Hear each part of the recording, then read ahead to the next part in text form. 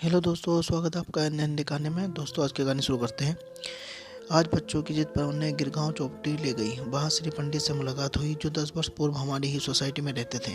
रोबदार चेहरा, उत्साही मुस्कान, बच्चों के साथ बैठकर रेत के घर बना रहे थे। उनके साथ समुद्र की लहरों में भीग रहे थे। उम्र होगी 75 के करीब।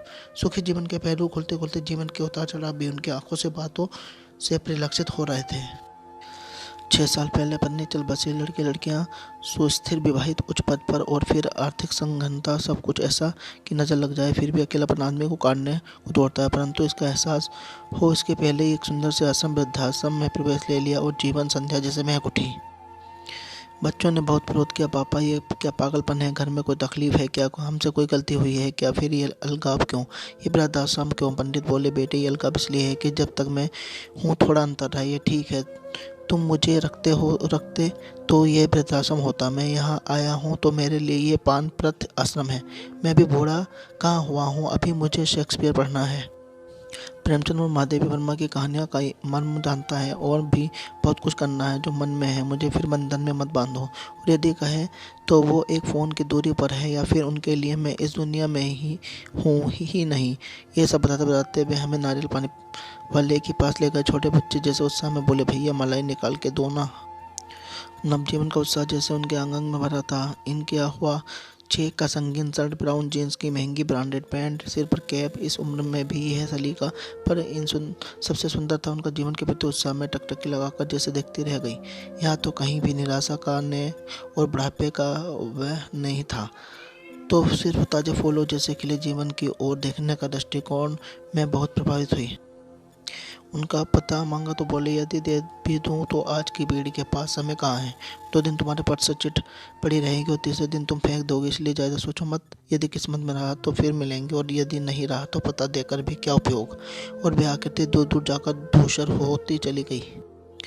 श्री पंडित से मिलने के बाद आज बार बार आंखों के आगे पांडे चाचा जी का उदास खोया खोया चेहरा नजर आ रहा था। सच, दोनों से में कितना अंतर था। चाचा जी तो बेचारे मशीन बनकर रह गए थे। इस उम्र में भी सुबह उठकर पोते को स्कूल बस के लिए छोड़ना, दूध, तरकारी और अन्य सामान लाना, बिल भरना, न जाने ऐसे कितने ही काम उन पर थोपे गए थे। रिटायर्ड की तख्ती जो लगी थी उन पर कामों को फिर हिस्त हनुमान की पूंछ की तरह दिनों दिन बढ़ती जाती थी।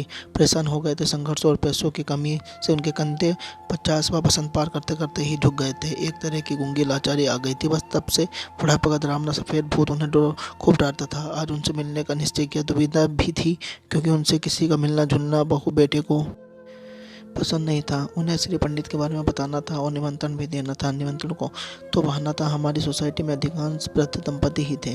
जब से मैं ब्याह कर आई थी, उनका अकेलापन, घुटन, मजबूरी और कशमकश दिखती आ रही थी, पर कुछ सूझना नहीं था। आज श्री पंडित से मुलाकात ने जैसे मेरे बंद दिमाग के ताले ही खोल दिए थे। मेरे सास ससुर आए हुए थे। योजना थी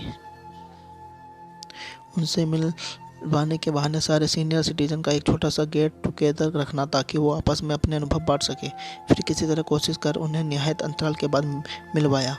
महिला मंडल या किटी पार्टी की तरह उनका भी एक छोटा सा क्लब स्थापित करना। फिर दिशा उन्हें खुद ब खुद मिल जाएगी। बेचारों के ताने वाने बुनती मैं कब उनके घर पहुंची पता ही नहीं चला। मुझे और मेरे हाथ में उनकी पसंद के बेसन के लड्डू देखकर उनकी आंखें भर आई। पत्नी के गुजरने के बाद उनकी पसंद नापसंद किसी के लिए कोई मायने नहीं रखती थी। सारी खानी बताकर बोले, जरा भी खाली होता हूँ तो लगता है घड़ी का सेकंड का कांटा भी 100 किलो का वजन लेकर चल रहा है। कोई मेरी सलाह नहीं मानता। मैं सठिया गया हूँ क्या? मैंने भी बेटी के हक से प्यारे से उन्हें समझाते हुए कहा, चाचा जी, अब आप गृहस्थी की जिम्मेदारी से भी रिटायर हो जाइए। उसका बोझ आगे की पीढ़ी के कंधों पर है। इस बोझ से यदि उनके पैरों में मोच आती है तो अपने अनुभवों का बल दें, परंतु यदि उनके लिए मांगने पर भी आप अपने अनुभवों का उपदेशों की बेड़ियां उनके पैरों में डालते रहोगे तो उनका चलना मुश्किल हो जाएगा, और वो ये बेड़ियां उपेक्षा की धार से काट फेंकेंगे। बिल्कुल सच कह रही हो बेटी। आंखों के आगे एक पर्दा था जो तुमने हटा दिया। सच, पंडित ने अच्छा निर्णय लिया।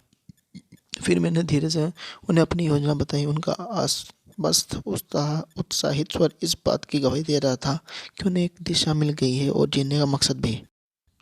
आखिर वह दिन आ ही गया। सबकी 100% उपस्थिति ने तो मुझे चौंका ही दिया। पहले मैंने अपनी सास का परिचय कराया कि कैसे वे वर्तमान से शीघ्र ही एक रूप हो जाती है। वह बोली, बेटा, औरत की भूमिका तो बचपन से लेकर बुढ़ापे तक बदलती रहती है, इसलिए हर बदलती भूमिका का स्वागत उत्साह से करती है। फिर मैंने उनके व्यस्त कार्यक्रम बताए, जैसे नाती पोतियों की पढ़ाई में मदद करना, त्योहार पर या कभी खाने में एक आध डिश बना देना, कभी थोड़ी बुनाई, कभी सिलाई, और जितना शरीर में सामर्थ्य हो उतनी महिला मंडल के कार्यक्रम में उपस्थित थी। इस पर मुस्कुराते हुए बोली, अपने अधिकारों का नगाड़ा बजाने के बजाय प्रेम और वात्सल्य की बीन बजाए तो सब कुछ सरल हो जाएगा। बढ़ती उम्र के बदलते अधिकारों के सत्य को स्वीकारे। स्त्री तो बड़ी आसानी से स्वीकारती है, पर पुरुष नहीं, इसलिए तो पानी में पड़े तेल जैसे संसार में अलग थलग पड़ जाते हैं। ससुर जी की बातें प्रभावशाली थी। सभी का उत्साह, कबीले तारीफ था, अनुभवों का लेन देन शुरू हो गया था। उनकी हंसी ठहाकों और कटाक्षों का मैं तो शांत बैठकर आनंद ले रही थी। सच, हम उम्र लोगों के बीच कितना रिलैक्स महसूस कर रहे थे सब। एक बात पर सभी एक मत थे कि उन्होंने सिर्फ पैसा दुगनी करने वाली योजनाओं के बारे में ही सोचा। यदि खुशियाँ दोगुनी करने वाली योजनाओं की खोज वो 25-30 साल की उम्र में कर लेते या कई शौक पाल लेते तो यूँ समय काटने को न दौड़ता। फिर मुझे कुछ भी करना नहीं पड़ा। कड़ियाँ जुड़ती गई, अगली बार मिलने की तारीख भी तय हो गई, प्लान बनते गए और यंग सीनियर सिटीजन क्लब की स्थापना भी हो गई।